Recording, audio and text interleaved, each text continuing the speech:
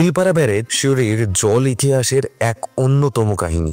সিউড়ি শহরের ঠিক পাশে এই ময়ূরাক্ষী নদী এক ধরনের শান্ত প্রবাহ নিয়ে বয়ে যাচ্ছে, আর তার বুকে বহু ইতিহাস নিয়ে দাঁড়িয়ে আছে আমাদের তিলপাড়া ব্যারেজ। সময়টা 1951 সাল।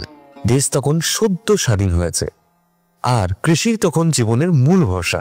কিন্তু সেচের অভাবে, অনাবৃষ্টি আর অনিশ্চয়তায় এসব কিছু সমাধান খুঁজতে তৈরি হয় তিলপাড়া ব্যারেজ আমাদের এই খরার জেলা বীরভূমে। তিলপাড়া ব্যারেজের মূল পরিকল্পনা ও বাস্তবায়নে নেতৃত্ব দেন মিহিরলাল চট্টোপাধ্যায়। তার সম্মানে বহু স্থানীয় মানুষ আজও এই ব্যারেজটিকে মিহিরলাল ব্যারেজ নামে পরিচিতি দিয়ে থাকেন।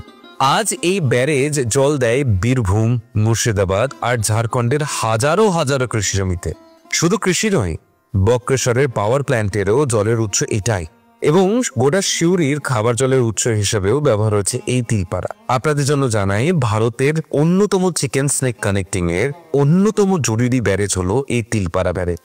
সময় বদলেছে, ব্যারেজ পুরনো হয়েছে, কিন্তু আজও সে প্রাণ দেয় এই জনপদকে। তিলপাড়া শুধু বাঁধ নয়, এটি মাটি আর মানুষের মিলন।